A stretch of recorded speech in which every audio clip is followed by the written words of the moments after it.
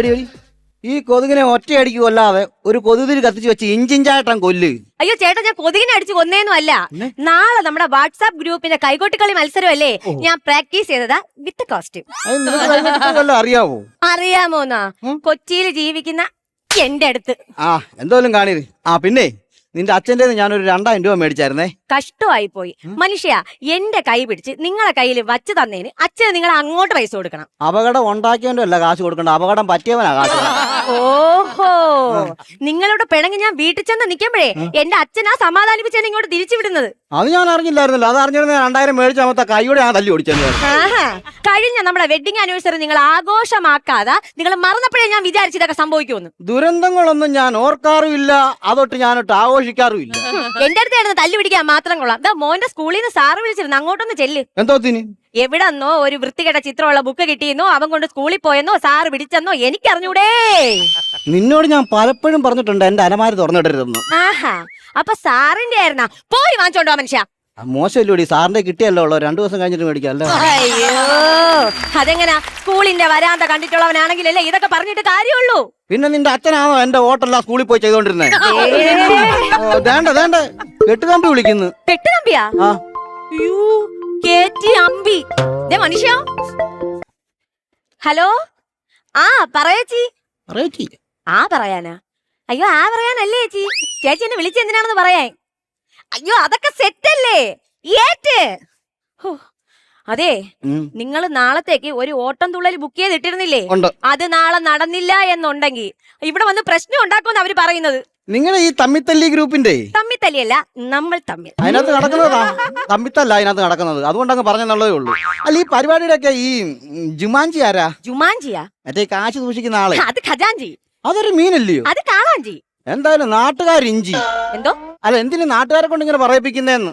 ആര് പറയിപ്പിക്കുന്നത്? ഇങ്ങനെ പോവേണമെങ്കിൽ നിങ്ങളെ നാട്ടുകാർ പറയും. ഈ രാത്രി നിങ്ങൾക്ക് മെസ്സേജ് ചെയ്യുന്ന ശീല ആരാ മനുഷ്യ? ഞാനൊരു പൊതുപ്രവർത്തകനാ. അതുകൊണ്ട് അപ്പൊ അവക്കൊരു കക്കൂസിന്റെ ആവശ്യം വന്നപ്പോ മെസ്സേജ് അയച്ചതാണേ. ഓഹോ, അപേക്ഷ കൊടുത്ത് കക്കൂസ് വാങ്ങിക്കുന്നത് നമ്മൾ കേട്ടിട്ടുണ്ടേ, പക്ഷെ ഉമ്മ കൊടുത്ത് കക്കൂസ് വാങ്ങിക്കുന്നത് ആദ്യമായിട്ട് കേൾക്കുവാണേ. നീ എന്നെ ഇങ്ങനെ സംശയിക്കാതെ. അയ്യോ എന്റെ ചേട്ടാ, നിങ്ങളെ എനിക്ക് ഒരു സംശയവും ഇല്ല. രക്ഷപ്പെട്ട്. സ്വാതി ആരാ? ചതിയല്ല, സ്വാതി. സ്വാതി തിരുനാൾ മഹാരാജാവ്. പണ്ട് നമ്മള് രാജ്യം ഭരിച്ചിരുന്ന മഹാരാജാവിനെ പരിചയം ഉണ്ടോന്ന്? പരിചയമുണ്ടോ? നല്ലത്. പിന്നെ പരിചയമുണ്ടോ? പരിചയം. എന്റെ ഒരു വാളുണ്ട്. നിന്നോട് യുദ്ധം വെട്ടണമെങ്കിൽ ഒരു പരിചയം വേണം. അപ്പൊ ഒരു പരിചയം ഉണ്ടോ എന്ന് ചോദിച്ചതാണേ. മുത്തം വേണോ? പിള്ളാരിപ്പോ വരുന്ന സമയമില്ലയോ? ഇതാർക്കാ മുത്തം കൊടുക്കാൻ പോയത്? ഏതൊക്കെ ഇപ്പൊ അറിയണോ എനിക്ക്? മൊത്തം വേണോ? മൊത്തം വേണോ? കാശ് മൊത്തം വേണോ അതോ EMI വഴി കൊടുത്താ മതിയോ? നാളത്തെ പരിപാടി ഒന്ന് കഴിഞ്ഞോട്ടെ, ഞാൻ നിങ്ങൾക്ക് ബാക്കി ഞാൻ വച്ചിട്ടുണ്ട്. പിന്നെ നിങ്ങൾ ഈ കണ്ട പെണ്ണുങ്ങളടുത്ത് ചാറ്റിങ് ചെയ്തുകൊണ്ട് നടക്കുന്ന നേരത്തിന് ആ ഓട്ടം തുള്ളലുകാരനെ വിളിച്ച് നാളെ അയാൾ ഇങ്ങോട്ട് വരുമ്പോ നമ്മൾ എന്തെങ്കിലും സഹായം ചെയ്യണോ, എന്തെങ്കിലും ഒക്കെ ഒന്ന് അന്വേഷിക്കേ.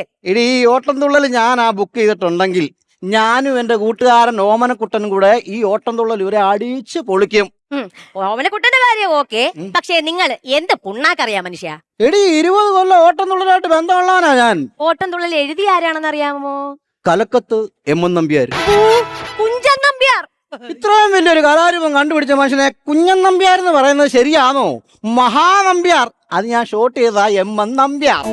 ചേട്ടാ, നിങ്ങളായിട്ട് ഈ പരിപാടി നിർത്തിയതാണോ അതോ ഈ നാട്ടുകാർ നിങ്ങളെ കൊണ്ട് നിർത്തിച്ചതാണോ? ദൈവം തന്ന കല സ്വന്തമായിട്ട് നിർത്താൻ പറ്റുമോടി? നാട്ടുകാർ നിർത്തിച്ചതാ. അതങ്ങനെ വരും.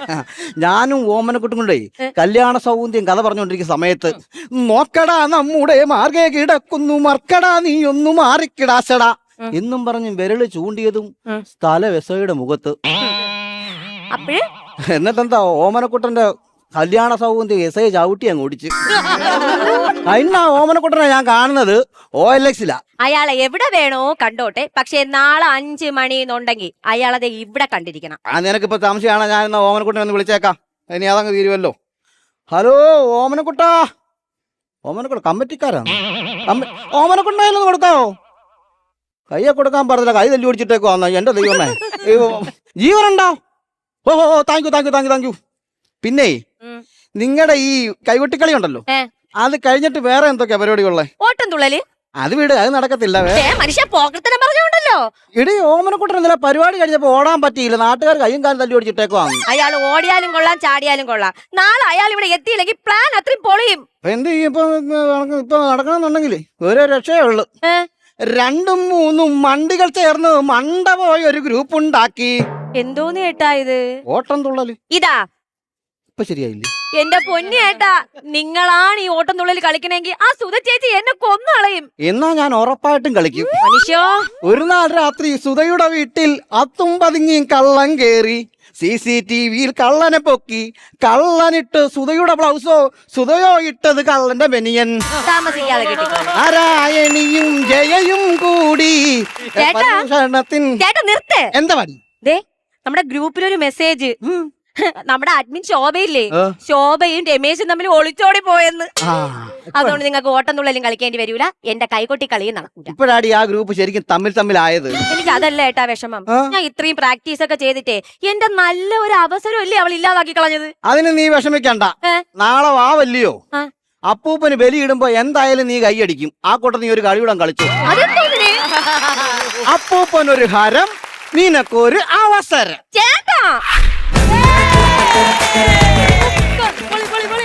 ചേട്ടനും രമ്യ ചേച്ചിയും കലക്കി. അടിപൊളി. 1-on-1 performance. അടിപൊളി അടിപൊളി. ചേച്ചി ആക്ച്വലി ഈ കോസ്റ്റ്യൂം എനിക്ക് അവിടെ നിന്ന് പറയാൻ വിട്ടുപോയി കേട്ടോ. നല്ല രസമുണ്ട്. ഭയങ്കര അടിപൊളി ഗെറ്റപ്പിൽ വന്നിട്ടുണ്ട് കേട്ടോ. സൂപ്പർ ആയിട്ടുണ്ട്. ഭയങ്കര നൈസ് ആയിരുന്നു. ചേട്ടനും നല്ല രസമുണ്ടായിരുന്നു പെർഫോമൻസും കാര്യങ്ങളൊക്കെ. ശ്രീവിദ്യ എങ്ങനെ ഉണ്ടായിരുന്നു? കുറെ ഭയങ്കര ചിരിയായിരുന്നു. ചേച്ചിക്ക് ഭയങ്കര എനർജി ആയിരുന്നു. ചേട്ടന് പിന്നെ ആ ഒരു സൗണ്ട് ലെവൽ കുറവായിരുന്നെങ്കിലും പക്ഷെ ആക്ടിവിറ്റിയിൽ എന്നെ ഭയങ്കര നന്നായിട്ട് ചിരിപ്പിച്ചു. ചേച്ചിക്ക് എങ്ങനെ ഉണ്ടായിരുന്നു? ഫുൾ നല്ല എനർജി ഉണ്ടായിരുന്നു. നല്ല ക്ലാരിറ്റി ആൻഡ് ക്ലീൻ ആയ ഒരു സ്കിറ്റ് ആയിരുന്നു. നമുക്ക് നോക്കാം. ശരിക്കും പറഞ്ഞാൽ ഇവിടെ ഒരുപാട് എക്സ്പ്രഷൻസ് ഒക്കെ ഇമോഷൻസ് ഒക്കെ ഇതിൽ കണ്ടപ്പോൾ നമ്മുടെ ഡാൻസേഴ്സ് പിള്ളേരാണല്ലോ വന്നിരിക്കുന്നത്. ഞാൻ അവരായിട്ട് ജസ്റ്റ് ഒന്ന് കണക്ട് ചെയ്യാണ്. നമുക്ക് നിങ്ങൾ ഭയങ്കരമായിട്ട് ഡാൻസ് കളിക്കുന്ന ആൾക്കാരായതുകൊണ്ട് ഈ നവരസങ്ങൾ എന്ന് പറയുന്ന ഒരു സംഭവം ഉണ്ടല്ലോ, അത് പെട്ടെന്ന് വരുമോ നിങ്ങൾക്ക്? ഇങ്ങനെ പറയുമ്പോൾ തന്നെ ചെയ്യും. ഒന്ന് പറയാമോ നവരസങ്ങൾ ഏതൊക്കെയാന്നുള്ളതും? മക്കളെ നിങ്ങളൊന്ന് കാണിക്കണേ, ഞങ്ങൾക്കത് കാണിക്കണം.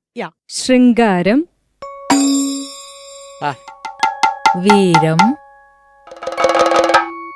കരുണം, ഹാസ്യം, അത്ഭുതം, ഭയാനകം, ബീഭത്സം, രൗദ്രം, ശാന്തം.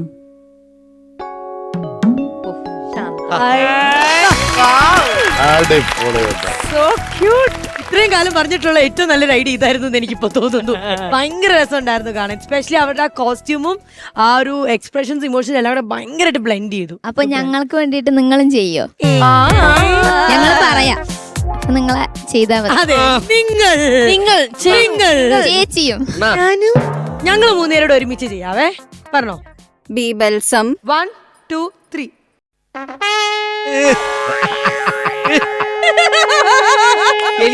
ആഫ്രിക്കൻ മൂഷിയൊക്കെ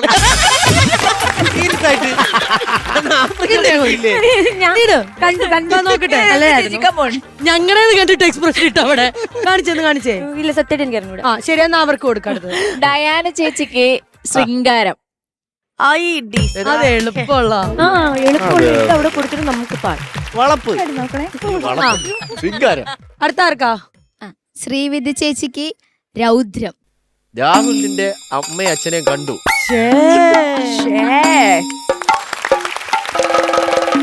മതി ഇനി മുക്കണ്ട. അത്ര എനിക്ക് അവളെ നോക്കിട്ട് ലെൻസ് വെച്ച് കിട്ടിയുള്ളൂ. ആ ചേട്ടൻ, നോബി ചേട്ടൻ.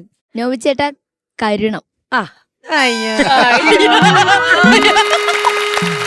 ഇത് രാത്രി 11:30 ശേഷം വീട്ടിൽ ചെന്നിട്ട് വാതിൽ മുട്ടിയിട്ട് നിൽക്കുമ്പോ ആര്യ വരും. അപ്പൊ നിക്കുന്നതാണ്. ശരി, അഖിൽ. അഖിൽ ചേട്ടൻ ചെയ്യേണ്ടത് ഭയാനകം. അതായത് നിന്റെ ചാറ്റ് വീട്ടിൽ പൊക്കുമ്പോ അല്ലെങ്കിൽ കാമുകിയുടെ ഭർത്താവ് പൊക്കുമ്പോ കാണിക്കുന്ന ആ ഒരു എക്സ്പ്രഷൻ. അയ്യോ, ആര്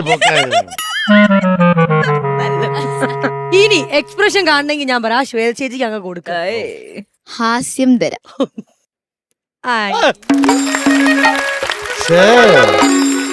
ഭയാനകം.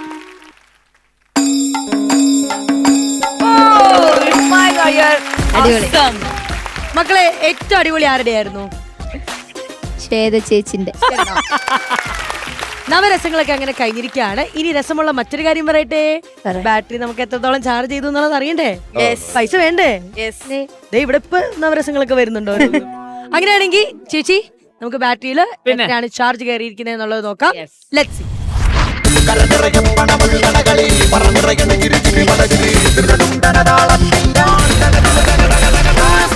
12,000 rupees ആണ് നിങ്ങൾക്ക് ലഭിച്ചിരിക്കുന്നത്. കൺഗ്രാറ്റുലേഷൻ.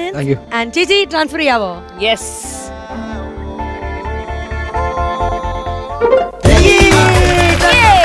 അപ്പൊ എന്തായാലും നമുക്ക് വീണ്ടും പെർഫോം ചെയ്യാൻ എത്തണം, വരണം. Okay, thank you.